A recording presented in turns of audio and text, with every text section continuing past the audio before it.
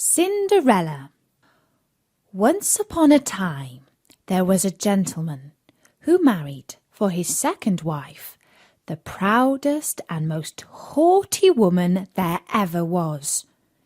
She had been married before and already had 2 daughters who were exactly like her in all things. He had likewise by his first wife a young daughter, but of unequalled goodness and sweetness of temper, which she took from her mother, who was the best creature in the world. This sweet little girl missed her mother, who had died, ever so much. No sooner was the wedding ceremony over than the new wife began to show herself in her true colours. She could not bear the goodness of the gentleman's pretty girl, and especially as she made her own daughters appear the more horrid. She made her do the meanest jobs in the house. The girl scoured the dishes and tables, and scrubbed the stepmother's bathroom and those of her daughters.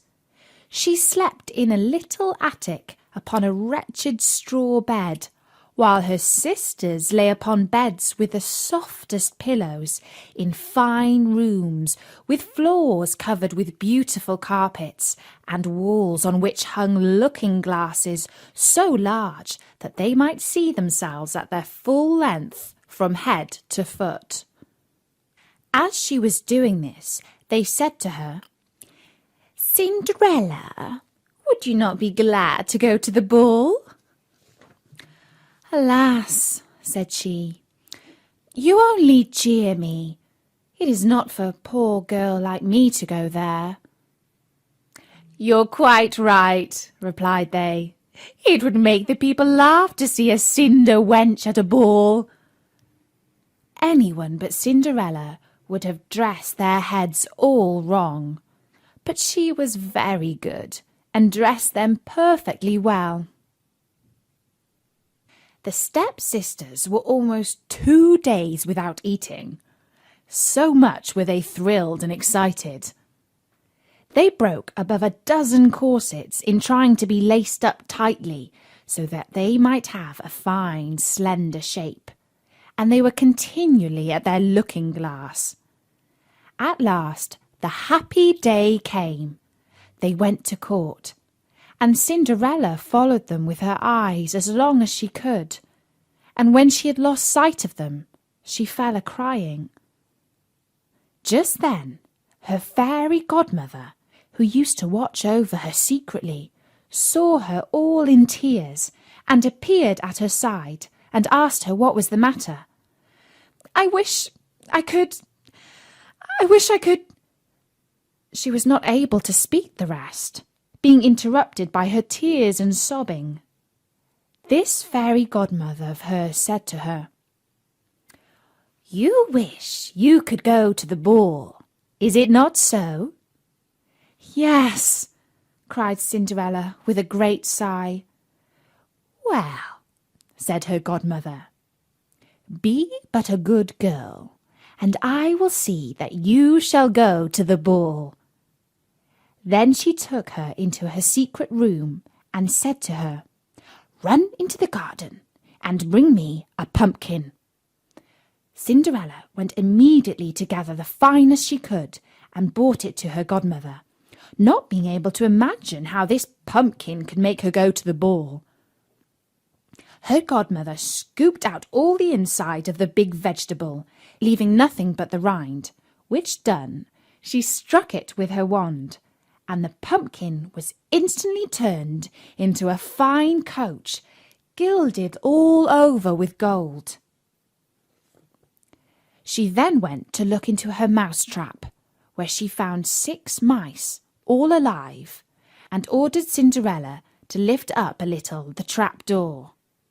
As each mouse went out, she gave it a little tap with her wand, and the mouse was that moment turned into a fine horse, which altogether made a very fine set of 6 horses of a beautiful mouse-coloured dapple grey. But they still needed a coachman. "I will go and see," says Cinderella. "If there is a rat in the rat trap, we may make a coachman of him." "You're a smart one," replied her godmother.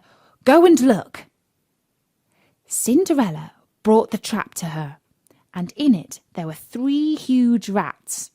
The fairy made choice of one of the 3 which had the largest beard, and having touched him with her wand, he was turned into a fat, jolly coachman who had the smartest whiskers eyes ever beheld.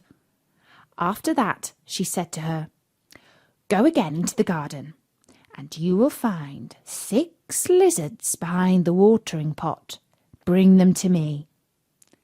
She had no sooner done so, but her godmother turned them into 6 footmen, who skipped up immediately behind the coach, with their uniforms all bedaubed with gold and silver, and clung as close behind each other as if they had done nothing else their whole lives.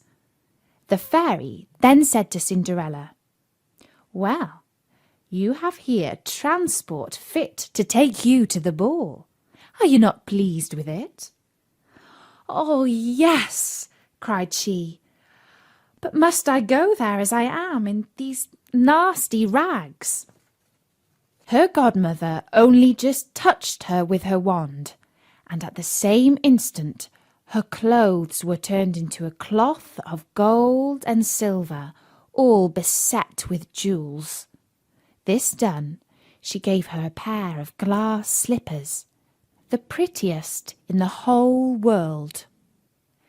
Being thus decked out, she got up into her coach, but her godmother, above all things, commanded her not to stay till after midnight, telling her at the same time that if she stayed 1 moment longer, the coach would be a pumpkin again, her horses mice, her coachman a rat, her footmen lizards, and her clothes become just as they were before. She promised her godmother she would not fail of leaving the ball before midnight. Then off she went to the ball, scarce able to contain herself for joy. The king's son, who was told that a great princess whom nobody knew was to come, ran out to receive her. He gave her his hand as she alighted out of the coach, and led her into the ball amongst all the company. There was immediately a profound silence. The dancing stopped, and the violins ceased to play. So attentive was everyone to contemplate the singular beauty of the unknown newcomer. Nothing was then heard but a confused noise of "Ah! Ha! How lovely she is! Ha! How lovely she is!" The king himself, old as he was, could not help watching her, and telling the queen softly that it was a long time since he had seen so beautiful and lovely a creature. All the ladies were busied in considering her clothes and headdress, that they might have some made the next day after in the same pattern, provided they could find such fine material and as able hands to make them. The king's son led her to the most honourable seat, and afterward took her out to dance with him. She danced so very gracefully that they all the more and more admired her. A fine banquet was served up, of which the young prince ate not a morsel, so intently was he busied in gazing upon her. She went and sat down by her sisters, showing them 1,000 polite gestures, giving them part of the oranges and lemon blossoms which the prince had presented her with, which very much surprised them, for they did not recognize her. While Cinderella was thus amusing her sisters, she heard the clock strike 11 3/4, whereupon she immediately made a curtsy to the company and hasted away as fast as she could. When she got home, she ran to seek out her godmother, and after having thanked her, She said she could not but heartily wish she might go the next day to the ball, because the king's son had desired her to go. As she was eagerly telling her godmother whatever had passed at the ball, her two sisters knocked at the door, which Cinderella ran and opened. "How long you have stayed!" cried she, gaping, rubbing her eyes, and stretching herself as if she had been just waked out of her sleep. "If you had been at the ball," said one of her sisters, "you would not have been tired with it. There came the finest princess, the most beautiful ever was seen with mortal eyes. She was 1,000 times nice to us, and gave us oranges and lemon blossoms." Cinderella seemed very indifferent in the matter. Indeed, she asked them the name of that princess, but they told her they did not know it, and that the king's son was very uneasy on her account, and would give all the world to know who she was. At this, Cinderella, smiling, replied, "She must, then, be very beautiful indeed. How happy you have been! Could not I see her? Ah, dear Miss Charlotte, do lend me your yellow suit of clothes, which you wear every day." "I," cried Miss Charlotte, "lend my clothes to such a dirty cinder wench as you? I should be a fool." Cinderella indeed expected well such an answer, and was very glad of the refusal, for she would have been sadly put to if her sister had lent her what she had asked for jokingly. The next day the two sisters were at the ball, and so was Cinderella, but dressed more magnificently than before. The king's son was always by her, and never ceased his compliments and kind speeches to her, to whom all this was so far from being tiresome, that she quite forgot what her godmother had recommended to her, so that she, at last, counted the clock striking 12, when she thought it to be no more than 11. She then rose up and fled, as nimble as a deer.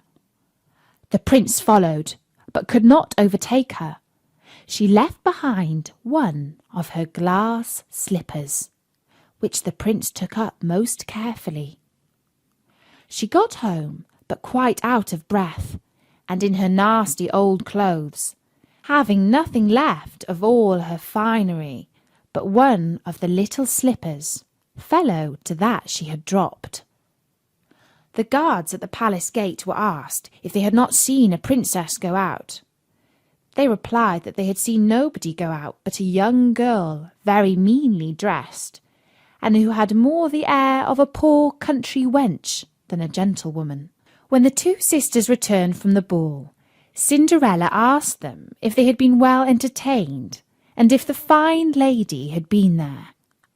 They told her yes, but that she hurried away immediately when it struck 12, and with so much haste that she dropped one of her little glass slippers, the prettiest in the world, which the king's son had taken up, and that most certainly he was very much in love with the beautiful person who owned the glass slipper.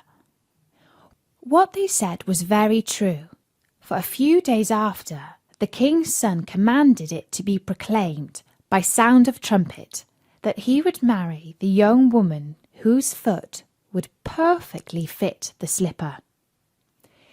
He sent out his most trusted advisers from the palace, who began to try it upon the princesses, then the duchesses, and all the court, but in vain. It was brought to the two sisters, who each did all that she possibly could to thrust her foot into the slipper, but neither sister could manage to do so. Cinderella, who saw all this and knew her slipper, said to them laughing, "Let me see if it will not fit me." Her sisters burst out laughing and began to tease her. The gentleman who was sent to try the slipper looked earnestly at Cinderella, and finding her very handsome, said it was only right that she should try, and that he had orders to let every girl try. He asked Cinderella to sit down, and putting the slipper to her foot, he found it went on very easily, and fitted her as if it had been made of wax. The astonishment her two sisters were in was excessively great, but still abundantly greater when Cinderella pulled out of her pocket the other slipper and put it on her foot. Thereupon in came her godmother, who, having touched with her wand Cinderella's clothes, made them richer and more magnificent than any of those she had seen before. And now her two sisters found her to be that fine, beautiful lady whom they had seen at the ball. They threw themselves at her feet to beg for pardon for all the ill treatment they had dished out to her. Cinderella took them up, and as she embraced them cried that she forgave them with all her heart, and desired them always to love her. She was brought by carriage to the young prince, dressed as she was. He thought her more charming than ever, and a few days after married her. Cinderella was brought by carriage to the young prince, dressed as she was. He thought her more charming than ever, and a few days after married her.